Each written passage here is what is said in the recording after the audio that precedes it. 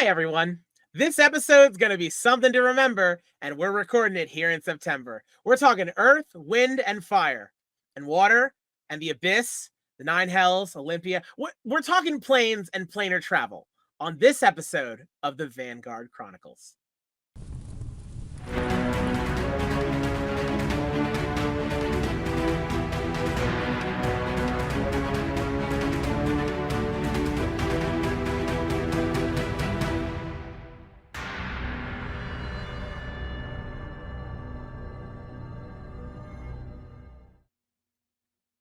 Welcome, everyone, to the Vanguard Chronicles podcast, where we have an ongoing conversation into the creative process behind the Vanguard, our monthly crowdsourced D&D campaign of interconnected one-shots.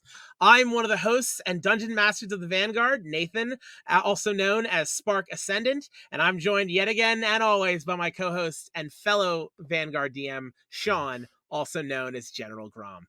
How are you doing today, General? Oh, I'm doing great, Nathan. It's awesome to see you again. I'm really glad we get to do these. These are fun. I hope people enjoy the fun. And please please subscribe, please hit that notification bell so you know when we drop our episodes. We've been really trying to be consistent on when we deliver these and get these done. But the notification bar absolutely helps. We have a great topic. This is something we've been kicking around for a bit, and how to discuss it and how to make it something you would find interesting. We're going to talk about the planes. Nathan, you have a little bit more on that. Yeah, well, I mean, it's something I feel like we say this every episode, and then we now say every episode that we say every episode, what a great episode we have. But yeah, this time we'll be talking about the planes and planar adventures, and some of the traveling that you can be doing across the planes at your home games or your big community games too. Which kind of fitting because yeah, part of our struggle this past month has been you've been traveling quite a bit.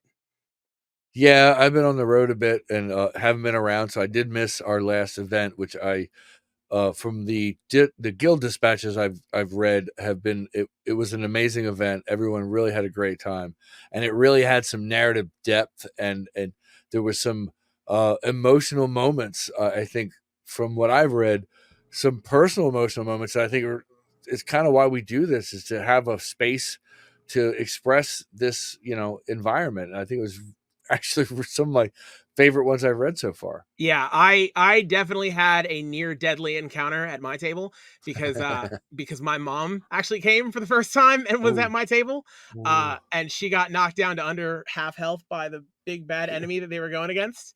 That would have been a long ride home. That was the thing I told one of the players after they like their pet panther pulled her out of danger and took her. I was like, "Thank you so much," because we carpooled. Like, please, that wouldn't have been so good for me. No, would not have been. But yeah, it was real good. I had everything. I had that. I had one of our players who's an actual lawyer at one point talking through the logistics of well, we know they're gonna kill again, so we should just burn the entire building with them inside. That was a highlight. Yeah, that's always fun. I Yeah, think also, wasn't she also the owner of the said panther that saved your mom? yeah, actually, that's a very fair point too. And we also had a really I should post up photos of the models we paint. One of my longtime antagonists for a while of the monomaterial, a pair of hunters known as the Bug and the Bear, which is a little dude riding on Yes. top of a very big dude, Master Blaster style. They were finally eliminated. So no, it was a good session for me. And then yeah, I know what you're saying with the emotional dispatches, because I saw we had when I read a dispatch that a player literally opened by saying, I am writing this not as my character, but as myself because of what happened at my table, which he had even told me about too, was, well, you read the post, yeah? Yeah, for me, I wasn't there, and I know some of you and some of our DMs got to experience it firsthand on how this particular story had an impact on this particular player. So I read it as, yes, he's going to describe how how this impacted him as a player, and what it made me realize immediately is that yes, what we've started and what we've created it's been valuable. It's been valuable to people to have a space to express themselves and express their character in a way that they may not get to do because they don't have a home game, they don't have home players. So to be that space for people is awesome. I think it's amazing for us to tell stories in this environment, and we have great players that encourage other players to be open and realize the effects of the game, and to have a player realize that, oh no, I may have to do something really bad to what I've now grown to be my friends. Whew, Yeah. the weight of that became huge. Yeah. And to illuminate just a little bit more in a couple different contexts here. Yeah, so this player informed me that our DM basically gave all the players a sheet of paper, an envelope, and said, "I will tell you when to open this." And the envelope was effectively to indicate to them whether or not a hag had taken control of their mind. I think it was a hag, and so this newer player, as a barbarian, opened his envelope and it said, "Kill the other players. The hag has control of you. Kill the other players." And I remember he told me that outside, and he was like, I could see he was shaking, but it didn't hit me until I saw the dispatch.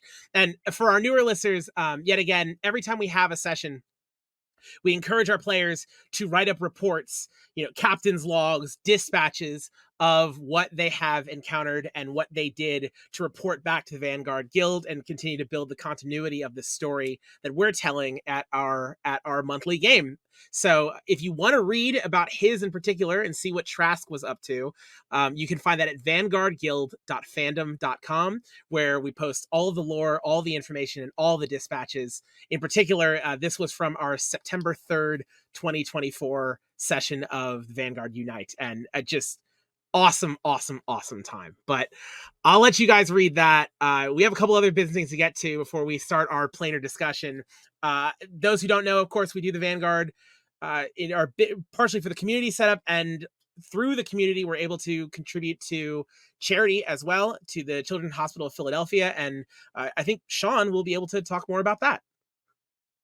Well, we've joined forces with a charity called extralife.org. They support the Children's Hospital of Philadelphia through the Children's Miracle Network. We have a 50-50 raffle at every one of our events and a themed beer tap called Stonehard Ale. And the proceeds from that go directly to help children and their families have a sense of normalcy that they don't normally have during treatment. And it's something that I think we take for granted.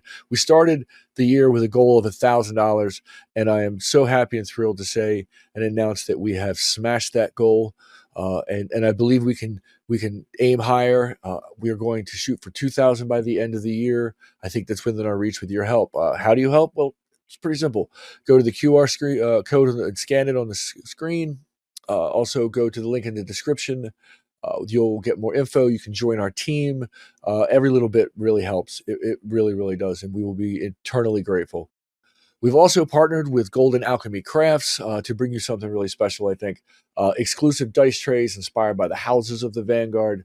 These are not just ordinary trays. They're really high quality. They're laser engraved with the logo in the middle. They're built to last. Grab yours and just know that every purchase supports our Extra Life team. We're rolling out something also, brand new t-shirts, emblazoned with a really, really cool design that we're all super happy about. Just screams Vanguard. Uh, the color is custom, and they're available in all kinds of sizes. Again, proceeds go directly to the charity. And lastly, something we're super thrilled about that I really am really thrilled about to announce that we have made a new alliance with Misty Mountain Gaming, the masters of some premium tabletop gear. They've given us a special code that you can use at checkout. Forget this, 10% off store-wide. That's awesome. The code is Vanguard, and it is on the screen. And not only will you gear up with some of the best RPG stuff out there, proceeds from your purchase go directly to help the charity. Everything we do is geared for this, so it really matters. So just help rally to the cause and spread the word of what the Vanguard is doing. Awesome stuff as always. I've got my Vanguard t-shirt. I've got my Misty Mountain dice on the way. I've got my Golden Alchemy Crafts tray. This is so cheesy, but genuinely, this is so much fun, and I hope my excitement is at least coming through. I know yours certainly does, Sean. But the other thing I want to throw out is if you also want to help the Children's Hospital of Philadelphia and maybe even see what we're doing, because we talk a lot about our live games that we do once a month. We actually have something really cool and really special coming up, so you might be able to see a game of the Vanguard. Sean, why don't you tell them what I'm talking about? Well, yes, I think that's an awesome intro, and we're gonna bring this to you live. Now, we've talked about how the interconnected one shots, the idea of our stories reaching in a human level and making people really embrace the idea, not only helping the charity but playing a wonderful game that we all enjoy. So we've decided we're going to put this on live. It's going to happen in November, November 3rd. We're going to do a live stream of the Vanguard. We've got 3 of our best stories that we're going to have people play live for you to watch. I think it's an awesome idea. And during that, please, you'll have the opportunity to contribute to our charity and help raise as much money as we can to help these kids. It is important to us. Is a big part of our uh, process and how we think about the Vanguard. And it means a lot to us, and that we can get to play a game we like and really enjoy and help kids in need at the same time. I think it's a win-win for everybody. So yeah, I'm really excited. We have this November 3rd. There's going to be a live stream event. We're going to continue to promote it. You'll see this in all of our socials. You'll see this all over the place. So please mark it on your calendar, because I'm really excited. You're going to love it. It's going to be an awesome event all the way around. Alrighty. Well, then in that case, Sean, are you ready to dig into the main topic for the day? Yeah, let's get into our real topic, which is traversing the planes. Which to some degree, that's what we're doing here. We're bringing you into our world, our material plane, our existence, our structure that we've created called the Vanguard, and enjoy the ride. This is going to be fun. I love this topic. That was a good transition. That was good. I like that. That was quality. You can tell we've been podcasting for 13 episodes. Absolutely. That was good. Ding ding. So, all right. Well, shoot, you're taking the host from me. My guy, let's kick it off. So, Sean, very simple question for you. Why do you planes? Right? What is the reason? What are for new DMs out there, what are the benefits to running planar adventures, to diving into not just the world, but the worlds of Dungeons and Dragons? Well, to me, I think what makes it fun is it gives you a lot of narrative depth and a lot of narrative breadth to explore these ideas. And you're not locked into some of one setting or another. You get to play with how those settings interact. Your pantheon has a lot to do with the motivations of your world to a certain degree, I believe. Mm-hmm. So by manipulating or having some control over the pantheon a bit through the planes is a way to kind of have some narrative fun. You can influence things. Your bad guys are influenced a certain way. Your good guys are influenced a certain way. I think that's kind of fun. Yeah, you really D&D, one of the, I forget where I learned it or where I first heard it, but I've heard someone say that D&D is best when it's weird. Yes. And I've come to really feel that too, because it's not so much the, quirky weirdness, but it is the mysterious elements that come from something that is kind of unknowable, right? It's that, this is so cheesy, but right, it's introducing the magic back into Dungeons and Dragons, and planar adventures and the magic that comes with traveling the planes, I think does a really good job of really accentuating that idea. I also think too, and you're right, absolutely right. I think that it gives you a larger, like, it's kind of like zooming out on your world a bit, and you can have a lot of functions that happen within all of D&D, the goblins, the kobolds, the bugbears, the common things that happen within a place in a setting like this. But you can also explore some more fantastical reasons. And in our stories, I think we've explored the idea of the demigod of chaos affecting the way the rest of our world pivots itself and how it presents itself to other elements. There are fun ways to do this. That's what makes this so enjoyable, is that you get to play with other ethos and other thought processes that aren't just rigid and up, down, left, right, ground, gravity, and the basics, And without leading into, it kind of has the appeal of the multiversal trope that we're seeing a lot in a lot of movies these days. And like, don't get me wrong, I love that multiversal stuff. But instead of it being, weirdly, the idea of parallel realities with the multiverse has gotten so popular, and for its weird, the differences you find in the similar, but it's even more different than parallels that are similar but different.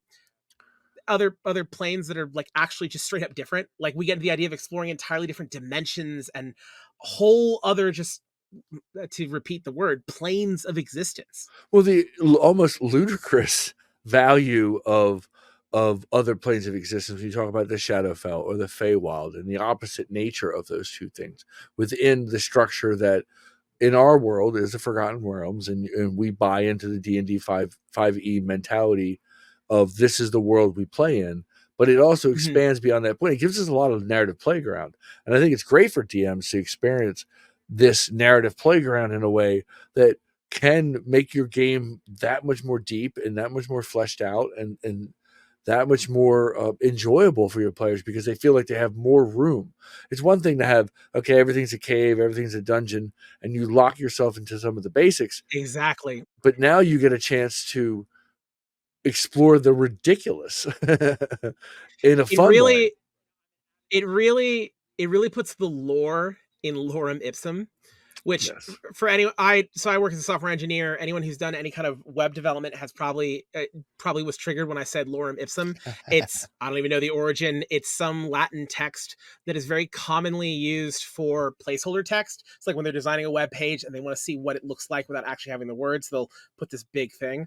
And the reason I say it puts the lore in lorem ipsum is when I say that all of that you can find on the planes, which by the way, if you want to read about them, there's a section in both the 2014 and the newly released 2024 Player's Handbook has a very small section in both, complete with some diagrams, which we'll probably talk about in a minute. The Dungeon Master's Guide, the 2014 one, because the new one is not out yet, also has a huge section Yeah. detailing a lot of the stuff we'll be talking about.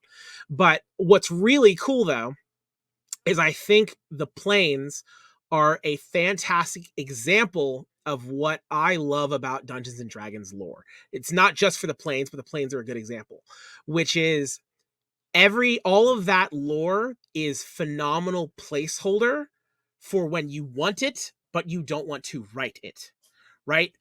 If you don't like how one plane works, or how travel to a plane works, or what creatures come from there, or what the nature is, that is all for you to just, as a DM, feel free, change it. Right. You know, we talked about this a lot in our reskinning episode, or our like homebrew cheating episode on reskinning monsters and stuff. All of it is there. If your players ask about it and you don't have an answer, or it's there to inspire you to write your own, or it's there literally just because I want to copy and paste it. And it's such a well of creativity in all of those different possible use cases. And that's part of why I like it so much. Absolutely. I think that to use that as a wonderful resource.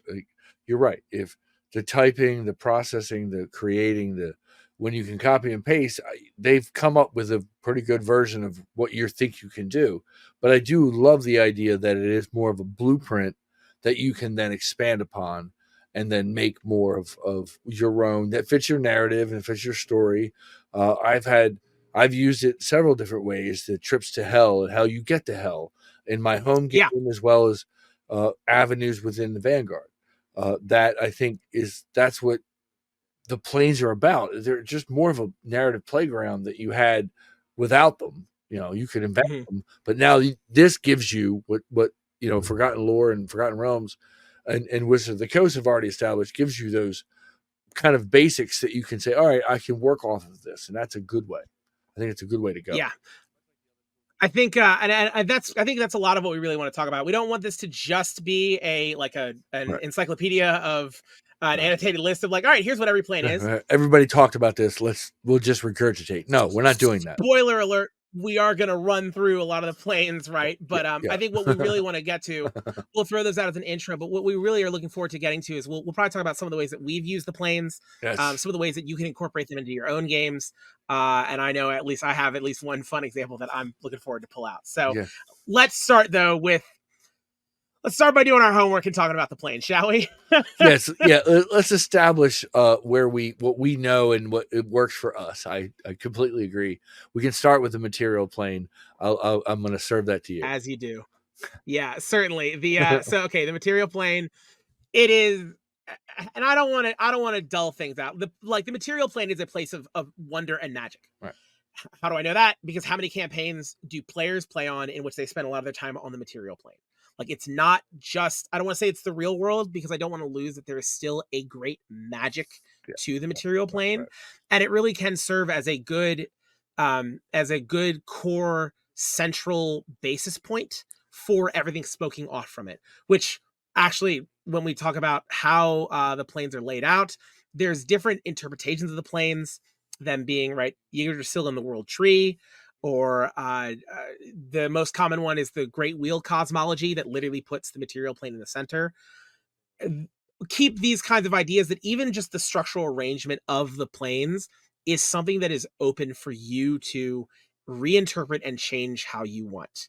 But the material plane is quite literally often a home base, because it's frequently where your characters and most of the NPCs in your world might be home to. But you're going to branch out from there. A small step is the Shadowfell, and I know you like the Feywild, Sean. Well, I'm a big fan of both. The Feywild I got to use early in our adventures. I remember you and I having a quick conversation. It's like, oh, I haven't really talked about going outside the material plane, and I threw a group into the Feywild where they encountered Whisper's Breath, the Feywild Assassins Guild, that miniaturized themselves and, you know, kind of Ant-Man style, pop in and out and affect things in the material world. That was one of the first NPCs I got to play with, and initially I took my adventurers, I had them shrunk down into miniature level and then thrown into the Feywild, and I had to kind of invent quickly how that was going to play out. But they had some fun all the way around. It turned out to be kind of a fun adventure, and I know some of our players will remark how they no longer have an ant parked in Vanguard HQ at giant sized. It's shrank and is left and wandered off. The Feywild is honestly great for that kind of stuff. This is where you can get your real, well, your fairy tale adventures, your Alice in Wonderland style stuff. I think the Feywild is probably the one I think of first when I start to. I think it's the best example to go to between the two itself and the Shadowfell, to really illustrate the point that both of these planes, the Feywild and the Shadowfell, are known as, they're all part of the material realms, which is the material plane, and then again the Feywild and the Shadowfell. They're also seen as echoes, right? The idea is they kind of all exist overlapping on top of each other, such that, you know, in one spot you might see a relatively small manor or a mansion or a house. In the exact same location on the Feywild, it is a sprawling manor where probably some summer or winter court of Fey live, or maybe a hag, or it's a goblin orphan house. I don't know. It's some kind of whatever, what have you, right? And the Shadowfell might be a crater. It might literally just be a crater, a smoking crater where something horrible has happened. The Feywild is a direct opposite to the Shadowfell. They're both reflections of the material plane, but the Feywild is, right, it's that wild exuberance, excess of emotion, excitement, energy, you know, rampant growth, nature blossoming and blooming, drama, and unpredictability. Time is a different thing in the Feywild, as well as the Time is, Shadowfell. But I'd like the idea to me that the Feywild is more whimsical. It yes, embraces the whimsical side of chaos, so to speak, and the Shadowfell kind of embraces the opposite side of whimsical, the yep. more truly chaotic and truly evil, and is bleak. It lacks color where the Feywild embraces color. It's And the part of the podcast where we switch to sepia tone, or at yes, least right black in and the white. middle, we're going to go right. That's going to be a wipe across the screen. We're going to go to sepia tone. Yep. uh, Like, it's always constantly in sunset. right. Contrary to the Feywild, where there's a lot of emotion, it's a lot of dulling and stagnation. It's frequently also known as, I think, the shadow realm, Right. as it's, you know, a lot of death, a lot of arid, not a lot of life growing. It kind of Again, it falls itself a bit into the shadow dark. I've seen that yeah, expressed in certain ways in the Fey dark. They're just versions of this transitive property that extends from the material plane. It's really, what you think about it, that it extends, in the best way to describe it, I think it's really awesome, is an echo. and it describes it Yeah. as a version of our world, but slightly different uh, on both sides of that spectrum, from light and dark. Complete with as well, there is a concept that I didn't learn about because it's not in any of the fifth edition books, or actually, I can't remember. I don't think it is, but I know it's in fourth edition books. Is so there's also, if you're familiar with the Underdark, I know you are, but to anyone who's not familiar with the Right. Underdark is all the caverns. It's the old thing you learned as a kid. If you dig forever, right, you'll get to the other side of the world, right? Right. In here, if you keep digging, you'll get to the Underdark, which is just this lower, lower, World. lower. It's a whole world. You're deep into the crust of the earth, right? Yeah. And it's part of the material plane, and that is why there is also a Fey Dark and a Shadow Dark. Right. And again, just that small tweak, just that alone is an idea of how by shifting an adventure to the planes, you can take something that already, even the Underdark is a weird place, Right, and make it weirder and twist it and reskin it in a way to create a whole new adventure out of it. part of it too is you can use it as a conduit to the planes, and a conduit in your storytelling as a way to a short-term location that now allows your players to get to that next level and get to that next space that you're really working towards, which could be other planes. And yes, there are portals within those planes of existence, or semi-planes, not even demi-planes. I would say semi-planes. They're like not even the transitive properties, because we'll talk about that in a bit, that there are transitive planes that are different than what we're talking about. These are almost those. That's a good transition. These are almost like in-betweens, those in-betweens. Like, and that's what I think is wonderful in this storytelling concept, is that nothing is off limits. You can subdivide a subdivision and make it even more unique to you. And that's awesome. I mean, that's the best part of this. Yeah, and there's a lot of examples of this too. Like if we talk about the transitive planes, interestingly enough, both the astral and the ethereal plane, I think of all of the planes in like this list that I think, oh, have I seen some kind of fantasy trope somewhere before? I can think of like a land of death and basically Mordor, but Mordor's actually in the same world of Middle Earth, right? Right. I can think of the land of the fairy folk. I can think of, the plane of fire and the plane of water. Those are easy concepts. I wouldn't think that an astral plane I've seen or an ethereal plane I have, but 100% I have. Because the ethereal plane, if anyone has watched Doctor Strange and seen the part where he uses astral projection, their interpretation kind of overlaps between the two. Right. But it is this kind of overlapping, almost fourth dimensional space where it's very shadowy, very foggy, but you can, see what is going on sometimes within the material plane. Another comparison I've seen it to is it's what happens when Frodo puts on the ring. I just realized I have 2 Lord of the Rings references in there. But that kind of shadowy, foggy, on the current plane, but not actually on the current plane of existence, to transition between the two. And then, of course, there's the astral. Right. And I think the astral and the ethereal plane is something that I think most of us can relate to some degree, in the idea of etherealness, or slipping between. I look at those planes as kind of like the in between the solid planes, the connective tissue, the sinew between the Feywild and the actual stripping into one of the inner planes of the elementals.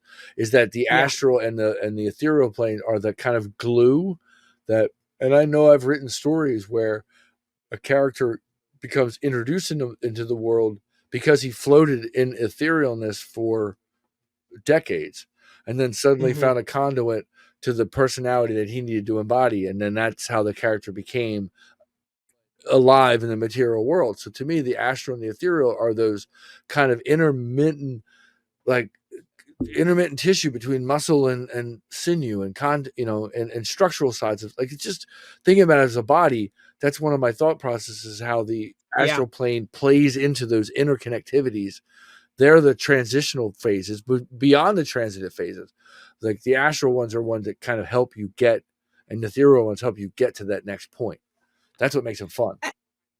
And even both of those are examples of taking probably some of the less flashy potential planes, at least to me when I first read through the book, and the creative liberties you can have, even in just, again, swapping out what you don't like. it's like the astral is a beautiful example, right? Because the idea of the astral plane, I believe someone's going to correct me in the comments here, Please do. but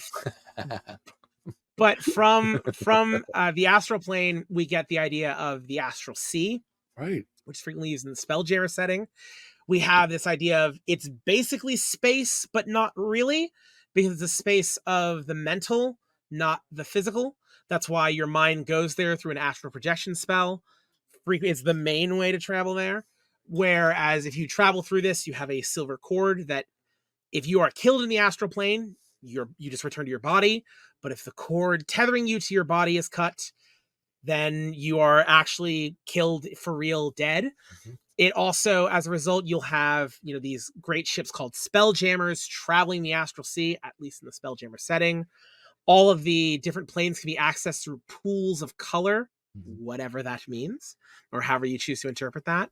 But I tell you, it's literally a setting. There's literally an entire setting that takes place within the astral sea. Note it's called the astral sea, about great ships traveling. You could make the astral sea a literal sea, a giant ocean, and every plane being an island somewhere within that ocean. And the ethereal could be wandering through the fog of the ethereal plane to find whatever building or gate or house that was it there a minute ago. I turned my head and I looked back and there it is. And when I walk through the door, I come out underwater in the plane of water, which that probably sucks, or in the Shadowfell or what have you. Like, just even these two have such creative possibility. And then we get to the ones that I think people probably know more, starting with the inner planes. Well, yeah, you start to get into the elemental air, wind, fire. Air, earth, wind, and fire. Some of my favorite music. But yeah, Glad we're recording in September. yes, Yeah. exactly. Awesome. Literally. There you go. We're gonna let that play right now. But yes, the idea of the elemental planes, because there's so much fun in those. You can have a lot of room in just your way you perceive your elements. And for me, I mean, I've used it in with Cindermaw and in the Obsidian Caldera within our Vanguard stories to accentuate the idea of a fire elemental taking on another form and being something a little bit different, a little bit more exciting. That I think is a great way you can use your planes and how we've used them. But yeah, the transitive properties of the Feywild, the Shadow Dark, the Shadowfell, the Feydark can all walk you into these elemental, true transitive things of the astral and the elemental or ethereal to get you to the elements. And I think that's kind of fun too. And like there's also the plane of ice, which lies between, I think that's the one between water and air, and the plane of ooze between fire and earth. Like those have so much to the inner planes are more the physical and the elemental. Right. And then let's go a step further to then the outer planes, which are the spiritual and the metaphysical. Right. This is where you have your Elysium. This is where you have the Beastlands. Right. This is where you have Carceri, the Nine Hells, the Abyss. Right. Great places to adventure. Yes, and I can, we'll get into this a little bit later. We'll cite some examples on how we've played out these things in our games, and not just the Vanguard, but on our home games. When you start to deal into the metaphysical and the spiritual side of the outer planes, hell, the concepts of hell, how hell is interpreted, are hugely up to you, and you can have a lot of fun with that, and not where hell is, where it is. Yes, its location in the grand scheme of things is huge. That's a big, and then the abyss and how the abyss and the hells are different. I love the idea of the outer planes and what they mean to your storytelling. That's when you start to get into deities and a lot more the gods of your pantheon and how you describe your world as a DM. Yes, it seems to be like at times a weighty responsibility, but you can use a lot of the true resources that are already out there to kind of help you establish that and build that around a good core concept. Even when you're telling stories in the planes or across the planes, just in the same way that you can tell a very unique kind of story on the material plane. You can tell a lot about, think of all the characters we see in our stories who come from another world, who, you know, came from hell or came from some other planet. All these strangers in their strange land being our home, our land. All of these stories that we tell. And then you start to consider that when you send your players as the strangers in the strange lands to other planes, you start to get a sense of through the opposite side of that coin, the other kinds of stories that can be told and the moments that can be had and the ways you can express yourself as a DM through that and the way the players can express themselves. And one of those basic ways to do that is just, I mean, dog, if we're adventuring in the planes, I mean, Sean, how are we getting there? Right. You have multiple reasons, whether it's teleportation, uh, yeah, plane shift. Someone has that spell in their back pocket. As a DM, it's nice to have some groundwork Yeah, available to you in the planes, so that when somebody does throw plane shift at you, and you didn't see it coming, you have some feeling on how to make that happen, and you're not feel handcuffed. So having some groundwork and how the planes work and within this structure, and you get to do them as a DM, you get to create your own version of it. But I do think some of the groundwork that's already been laid out for you is helpful and is something you can lean on to build your version of the planes. But yes, you have spells that can get you there. The obscene character who wants to put a bag of holding in a bag of holding and open some kind of planar rift. I think in our games we've had a bit of a veil between planes is starting to fall thin, and that's a great story element that you can use. I'm sorry, I just blacked out at the phrase bag of holding and bag of holding because spoiler alert, I will be talking about the time my players did that and how that created a spontaneous uh, planar adventure in the middle of a 5-year campaign. Well, but I, I'll save that down the road. that's another episode. It's actually it'll be my example for this one coming up. But anyway, yeah, what you were saying earlier though about how again like this is such a place where you have a lot of room for creativity with all that lore. I mean, that's why I think much like with dragons, right? Dragons are a really high level thing and they're hard to fight and they can kill players really easily. And so in Dungeons and Dragons, you don't see, I think, dragons as much as you could, especially at earlier levels, excuse me. When you I think you run into the same problem with the planes. Right. Because I mean, how do you get to the planes is a hard thing if you don't have the plane shift spell, right? If you don't know somebody who can cast that spell for you to transport you, if you don't have any of the items that'll get you there. And I mean, that's why one of the first things you can do as a lore writer in your world is okay, well, then just a portal exists here. And that can be like, hey, this one well, every time they throw a coin down there, like it seems to have good fortune. Well, that's because the portal to the Feywild. Right. That's because every time you throw a coin down there, the gnomes on the other side are collecting those as, I don't know, their protection tax to stop anything bad from coming up the well. Right. Or if you walk, or maybe I'll stick to the Feywild. If you walk around this old tree 5 times clockwise, it'll grow and sprout and you'll realize, wait a minute, suddenly you are in the Feywild. Whereas you walk around it counterclockwise in the opposite direction, you notice that the tree seems to slowly die. And on the 5th pass, your friends in the material are wondering where you are when you've wound up in the Shadowfell. Yes, there's some fun ways to use that mechanism. Like I would think in our stories, or even stories that I've done with my home game, is that the Shadowfell and the Feywild can be useful, and for some Mhm. players to build their backstory around. I have a player in my home game who, part of them being shifted at the end of our first campaign into the second campaign, they were now thrust into different areas, and one of them was thrust into the shadow or into the Feywild, and that's where she found her familiar, and that was a way to Nice. connect those stories together. And then when her familiar somehow falls peril to her adventures, that is now transported back to the Feywild, which then opens an opportunity for that particular character arc to now have to go back to the Feywild to find their Right. familiar. So it just creates other avenues for other storytelling on an individual level, but also on a narrative level, on a larger level. I think that's fun to be able to play with. And Yeah. so I think that's why you use the extra planes. The Feywild and the Shadowfell are really good for that because they're very close to the material plane.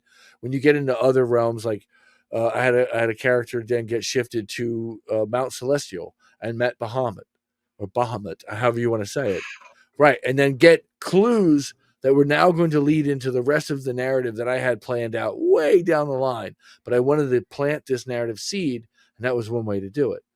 So my players got separated across all of Faerun. Some landed in the material plane, some landed in different realms. One was the Feywild, one was Mount Celestial, and one of our most important characters, well, I would say most important, it was my DMPC that I had cultivated over time, now ended up in Hell, and that created a whole storyline for them to go rescue him from Hell. I You can even tell, well, shoot, with the Vanguard, one of our players that died, I had to run that res, and that failed. But they now have a character that is from the Shadowfell. Right. I think she's effectively described as the Wednesday Addams to her wife, who is a bubbly elf ranger. I've not gotten to see that dynamic in full at my table yet, but that's hilarious. No, that's really good. And just an example of how even those kinds of stories have come out in our large game. And to any DMs who are sitting there thinking like, okay, well, like I can't, they don't have the items, right? Because maybe I want to send them make them travel to the planes a lot easier. Well, unfortunately, they have no way to get there. I'm sorry, who controls what items they find? Like, there's no reason for your players not to find an amulet of the planes. There's no reason that they cannot find a cubic gate. Like, maybe the Right, quest giver right, is like, hey, I need you to do something. This will get you there. right. And if you do what I need, you can keep it. You take the blue pill, take the red pill. There's that Sure. possibilities. That's Sure. exactly as a storyteller. That's your option. Please don't feel like you don't have that in your arsenal. You should be able to pull that premise out that they do X, they go here, they do Y, they go there. That's good for you to be able to do that. And I think having the planes as a backdrop to that gives you so much narrative room. It's fun. Yeah. You don't have to send the players on a quest that'll take weeks out of your campaign Right. to get them in a place where they can do this kind of travel. You can just give them the ability to do the travel and make the 3-week quest out of your campaign the actual result of that travel. And then, right, get to that part, right? We don't have to start every adventure in a tavern. No, no, not at all. Although it's fun, and a lot of ours do start in a tavern. Sure. But yeah, a great example. One of the stories I did, the party was aboard a ship, and they knew that to get to Hell to save their friend, they had to be captured by another vessel that drags people to Hell. They only knew that through lore, and they rested out in the middle of the ocean. And I will admit, as a DM, I kind of dragged out the nothing happens part to the okay, all right, man, get to it, and like to feel the isolation of being just stuck out in still water, thinking nothing's going to happen, and then all of a sudden Out they're on the river Styx. right, then they are captured and pulled, and then it happens, and then they are now immersed into that environment that now they get the chance to rescue their friend. That was the premise of the story. So that was a fun one for me, and I really enjoyed it. And those of my players that are listening, you should be listening because you're my family. So I hope you enjoyed my narrative recap of that, because that was one of my favorite ones that we did. But that is a great way to use the alternate planes and alternate vehicles to get to those planes as a way in your storytelling. I think that's fun. And I mean, the river Styx legitimately, or other bodies of water, are great transitive means of getting to the various planes. Like, again, on this idea we keep going back to of the ways you can tweak and change things to fit your own set of lore. One tweak I love that they actually suggest in the Dungeon Master's Guide is you can play with an idea that the planes are all on effectively the same plane. Like, Hell is a place you can go to. Right. Mount Olympus or Celestia, or Carcery, or the plane of Earth. Like, if you, it's a hard trip. Like, you're not just getting there immediately, Right. but if you travel, across the great ocean to the top of the highest mountain, deep into the desert, or some cave in some basement somewhere, far enough, you will get to any of these fantastical or magical places. Right. Another one I know Astral projection is a spell that takes you to the astral plane. Who says who? Right. Right? Maybe your player discovers an ability to astrally project to the plane of fire, to the plane of air, to the plane of water, with or without the same silvery cord, so that now it's not just worrying about it being cut in one location, but now it is I'm in the abyss. And the demons there love when someone astrally projects their soul to the abyss, because all they got to do is get that cord, and then boom, your soul is right there, ready to be consumed. As long as you kind of establish those rules with your players as you develop that, that's great. So Mhm. it's not a spring it on like you should have known better. You didn't do Right, your precisely. abyssal research, that shouldn't be like that. Don't think that, but you want to make sure that in your storytelling you start to set that idea up so that when they get there, they already kind of know that, okay, I got to protect my core. I got to protect some part of my Right. existence. And that's up to you as a DM to do that early on before they get there. Because you're not doing them any narrative justice by just springing it on them. And we've talked about this before in previous episodes. It's never you against them. It should never be Mhm. that way. It should be everyone working together to create an awesome story and an awesome experience. And if it becomes combative, you've lost the point. Right. It really have, and I don't I can express that in a lot of different ways, but that is probably my best way to say is if you've becomes combative, you've lost the point of why we play, and collectively come back to that and realize it's about helping each other tell the best narrative story, and you can use all these vehicles that we've talked about uh, to your advantage to help drive that premise. Exactly. I mean, while we're talking about communities as well, but in a bit of a different way too. I mean, when they get to any of these given planes, a consideration even, and a place where you can have a lot of creative leeway is, what are they? This was a weak transition, but I'm going to own it. What communities of NPCs do they find when they get there? Right. Right. Because then, right, we've gone through the travel and the adventures you can have even in just that, and the story creativity you can have Right. even in that. But then when you get there, you know, a lot of the monsters in the monster manual, we see that they speak languages. Right. But I think there's a tendency to glaze over that because I think literally chimeras have a speaking language. I think they might speak Draconic. Right. Don't quote me on that, right? I know demons do abyssal, right? And speak abyssal.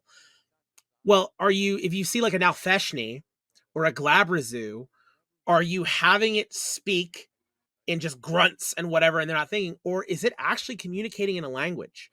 Because, like, again, everyone thinks about how devils and infernal adventures are the ones where you're going to have contracts and them trying to get your souls, where it's just murder violence with demons. Demons want to corrupt mortals too, and they will talk to, and a demon might set up a contract. It might be a really crappy one, because, and honestly, they might try and attack you before it's even signed, because you can't trust them. You can trust them less than devils can. But even that is just a small way through tweaking your perspective. You can then create different kind of adventures than you might expect, that are still, I guess, familiar to the structure you would normally run in just a material plane adventure. A lot of what we talk about too is not just it's giving you some context and ways you can use these ideas. So yes, I totally agree that the planes and how the planes when you get there and what they experience, you can have so much narrative effect on your story. It's a great way, especially when you talk about languages. And I kind of use this term a few different ways in my games. That thieves can't isn't the only can't that exists in this universe. That Oh, brilliant. Right, that all demons have a way to talk to each other that's unique to themselves, and that gives you, especially from a prose poet writing experimental version of your style, that's huge that you can do that Hmm. in these worlds. That these demons talk a certain way, or their can't amongst themselves is different, and that's a way to explore narrative thoughts. I'm a firm believer of loving when my players figure out things for themselves. And the only way to do Yeah. that is plant enough seeds that they get your idea and you see them they grab it and like, okay, now you have the idea. The rest of the story is going to make a lot more sense, but you need them to buy in it on their own versus you serving it to them. And the planes are so good for that too, because I think many of them in particular give you such a strong thematic core, either, again through the physical nature of it, with it being, fire, water, earth, wind, Right. or with it being the metaphysical in the outer planes. Like a lot of these creatures you might see inhabiting any of these locations, if you look in the book, you'll see in the monster manual, you'll see their alignments and how strict some of those alignments are, at least conceptually, to their nature, right? The Slod are very chaotic and they just drift about in limbo. Whereas, you have, again, the lawful evilness of the nine hells and the chaotic evil of the abyss. Right.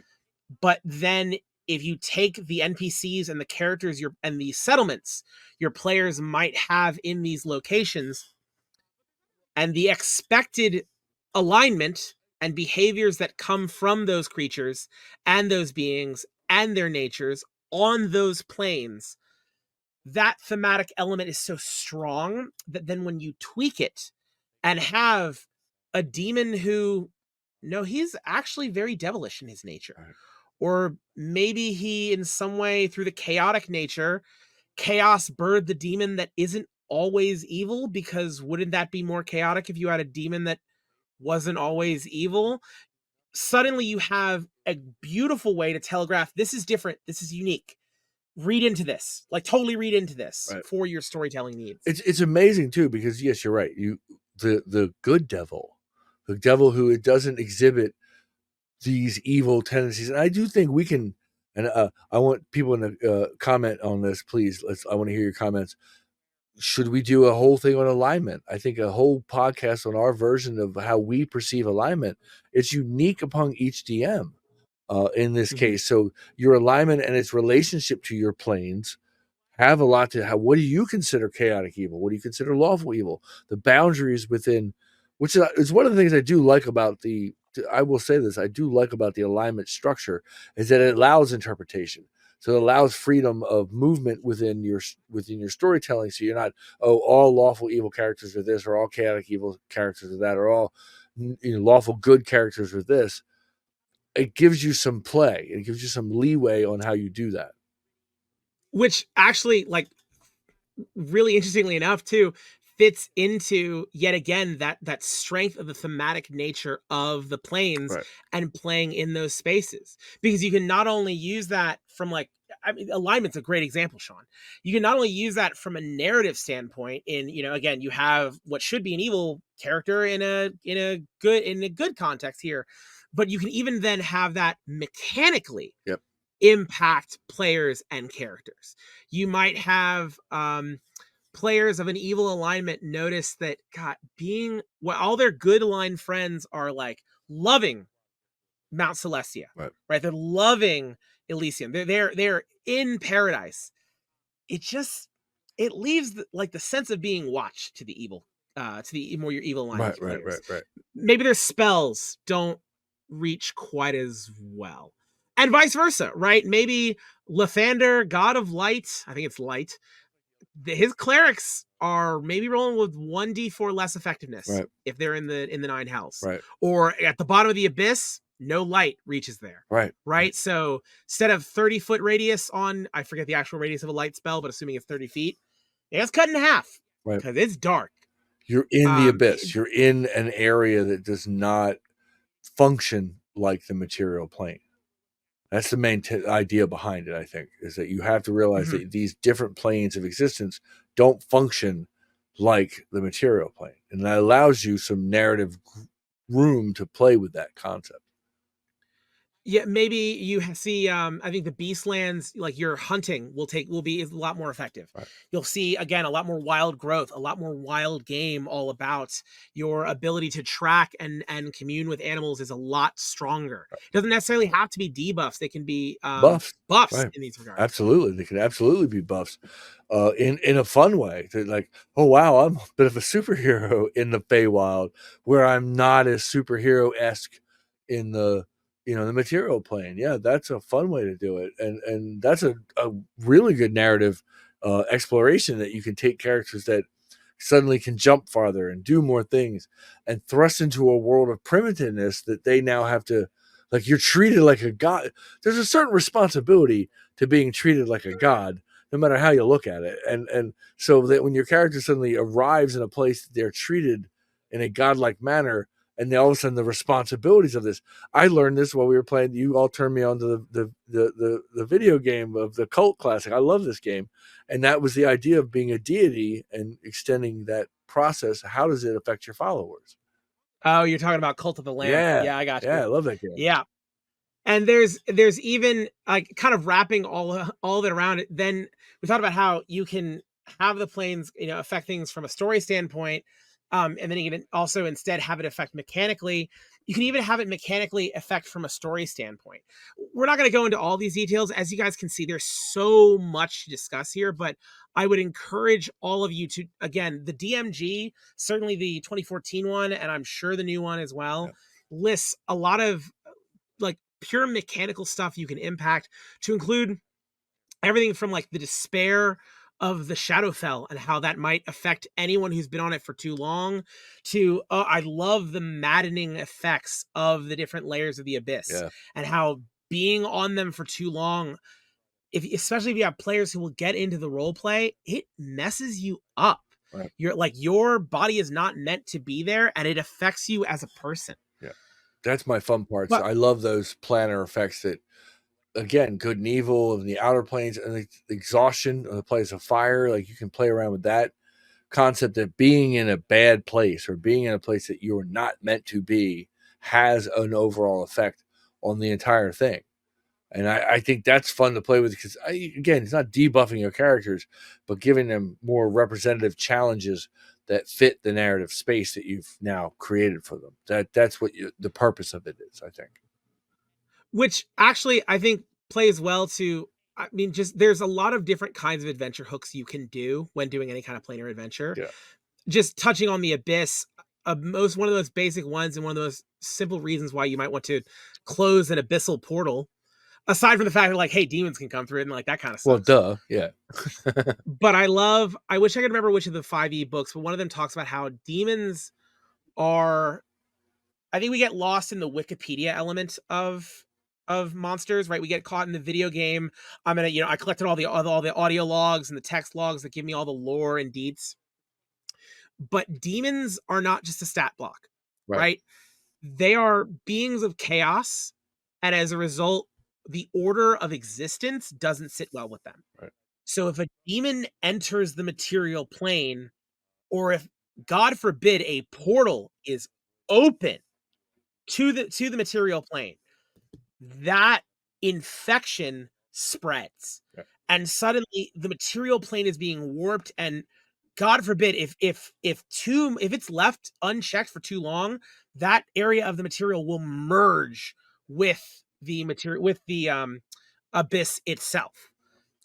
Right. 100%. It becomes that veil. And I think we talked about this a lot of times in our games, and those that follow our games, that there's a veil that exists between these different planes of existence, and that veil becomes thin at certain times of the year in certain places. That's a big part of it. But you're right that once that breach has happened, that it becomes an infection, spreads quickly, and you get to do that as a storyteller. You can dictate its spread, but it has a lot to do with the idea that these two worlds aren't meant to be together, but when they do, it's like oil and water. You get chaos, you get way more destruction and way more unpredictability. That is fun in itself to have fun with. I tell you, another one I love to do with players, at least in a planar context, is when they need to escape. Yeah. Because as we discussed, a lot of these planes are not good places that you want to be for too long. Right. And even better is if you add a time element. So like maybe, hey, you're on the plane of fire and your ride leaves in 72 hours. Right. And so we're clear, it's you got to be at this spot. Right. Like I will be here to collect you. The chopper's coming back in 3 days. And Right. I ain't got time. I'm not staying here long. So you're either here or I leave you. Right. And both the time element of I've got to get back, or the time element of I've got to get back and hold out long enough. Yeah, that's So, super fun. I just did one mhm. where they had to get back to their ship that was captured and brought into hell, and they had just enough time to investigate a bunch of warehouses. What was funny is I had a little double mechanism of two players had to roll high enough on a DC check to operate the lock that opened each door to these warehouses. And now some of the warehouses were just a lot of loot, a lot of cool loot, gold and stuff. But I had one which they did not open. And if you're listening, you failed. It was such a great one. I had obviously the machines of the death machines, the motorcycle, the SUV, that gets a ride out of hell. And I was hoping that they broke in and they could that's how they were going to get out. But they never, that was the one warehouse they didn't get into. But they managed to get back to their ship that was going to be ready to go. They had to take it over and get out in a given time frame. I love the idea of putting a time limit around that adventure that makes them more dedicated to get this thing solved. That's a fun mechanism. Well, I actually at this point, I mean, we've both gotten to run several different Yeah. kinds of adventures. I know you've mentioned a few, but are there any other highlights, like other fun planar adventures or games or sessions that you've run that are that stand out for you? Well, I know I have one that I think of, but what else you got? Well, connected to the Vanguard is early on in the adventure Veil of Shadows, where they have to release a Shadow Demon Vexor. That was the first time I introduced the idea of the Shadowfell in our universe, that these things are slightly connected together, and there are places all throughout the realm that you can find veils to break through these different planes, and consequently, the bad guys can also break through the planes. So, yes, that was one of my favorites in terms of building up to this being that's on one side of the veil, comes across and affects everything else. That was for me, it was one of my favorite stories within a Vanguard. I was gonna say, what and how early into our campaign did you introduce that Oh, one? Veil of Shadows was like episode 4, maybe, session 4, maybe around there. It was So very we had early on. players Yeah. at best they were level 4, but Yeah. probably a lot of level 3s Yeah, it there. was a very level, and I had to scale backwards to make sure it wasn't so deadly. But like, and it can be done at lower levels too. But True. like, case in point, yeah, it's I great example. Yeah, it absolutely opens the door that, like, in our cases, which is one of our biggest challenges, is scaling and upscaling and downscaling our adventures to meet our table, because we do not know what we're going to get from one session to the next. So this was a great example of me being able to scale it back. And for some of the new things that we have coming along, I may run this again at a higher level to see how it plays out with different characters. There's so many different things you can do with our scaling that makes an adventure that much more dynamic, or can still make it fun for low level players. Veil of Shadows just really falls into that classic example of how you can scale a good adventure. Got you. I mine's not from the Vanguard, but I'd be remiss if I didn't tell it because I tell the story to enough people.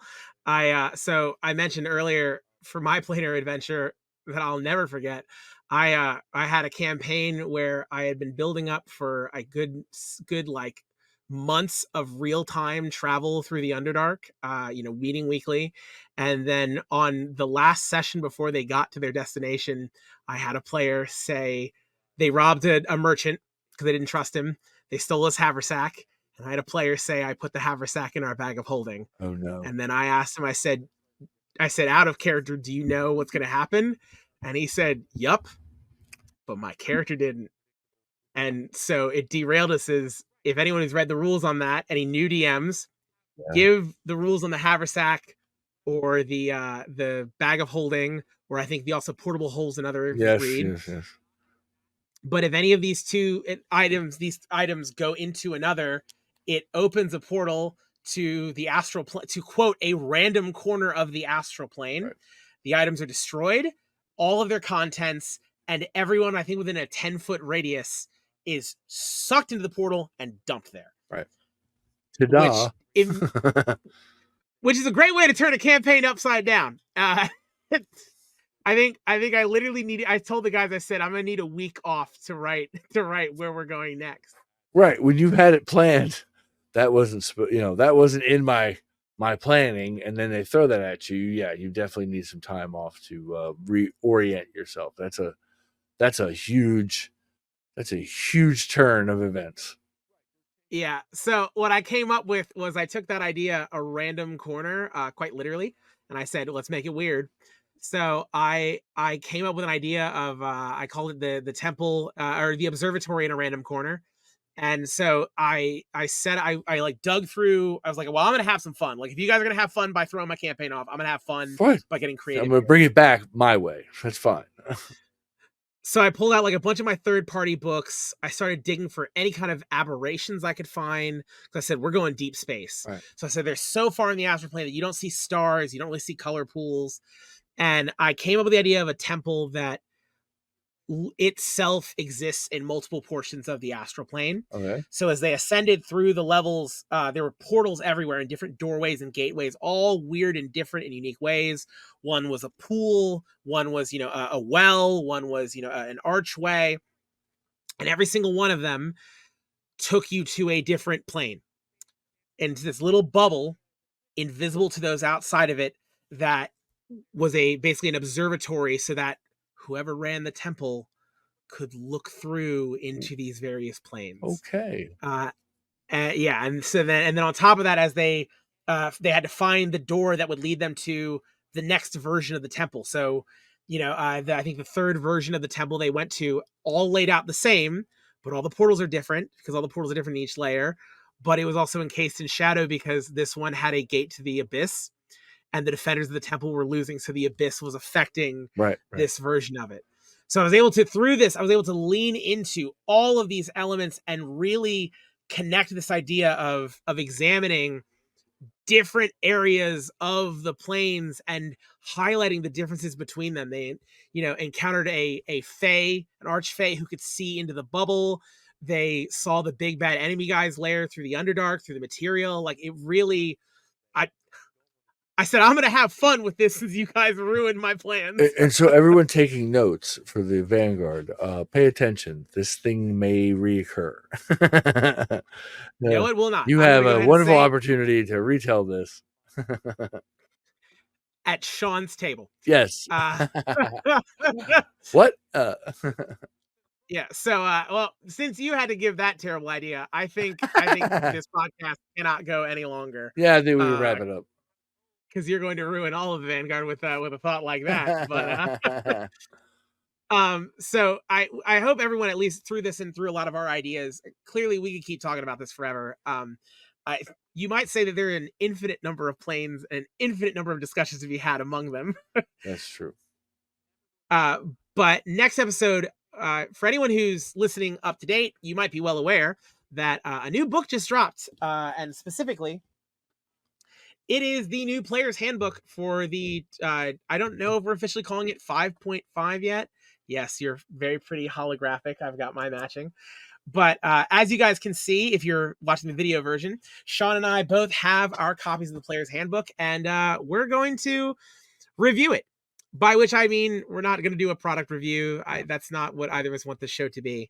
But we're going to look through it. This is a big deal, and we're going to peek through, poke at it, talk about what we like, talk about what we don't. We're not sure. We haven't finished reading it, but we definitely want to thank our local game shop, Days and Nights, in Newark, Delaware, for helping provide your copy, as well as I know I went to my I've moved house, so I went to my LGS as well. But right. We're so grateful to Docs in particular for all they do to contribute and to help and support the Vanguard at all of our events, and certainly helping you and Ryan and many of our other players in getting their hands on this book as soon as possible. Yeah, they're awesome.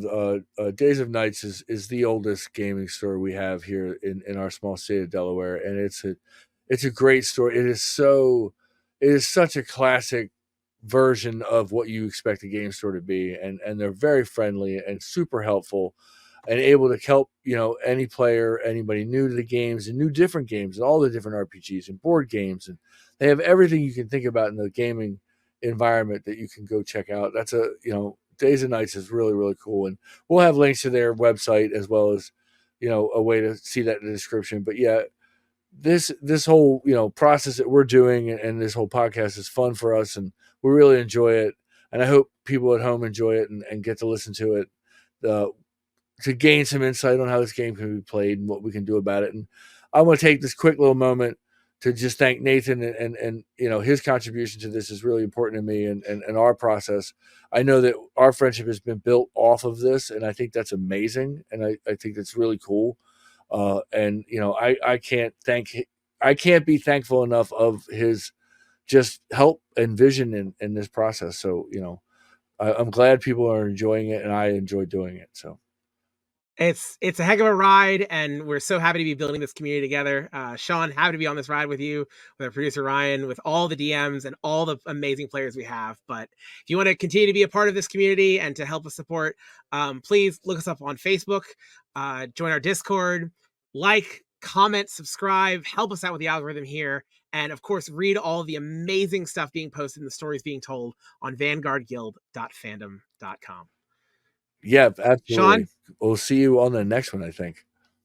Absolutely. Guys, thank you so much, and we'll see you on the next one.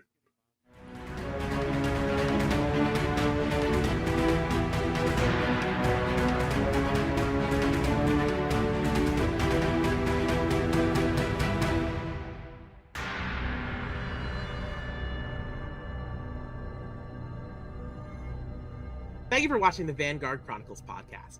If you want to read more about the adventures of our players and our ongoing campaign, or even read some of their dispatches, you can find them at vanguardguild.fandom.com. If you want to support our charity with Extra Life, you can go to their website and search for the Vanguard.